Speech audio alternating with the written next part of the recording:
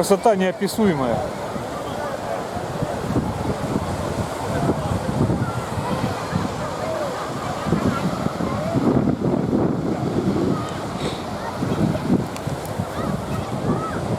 Все хорошо, но неделю уже русского языка не слышал.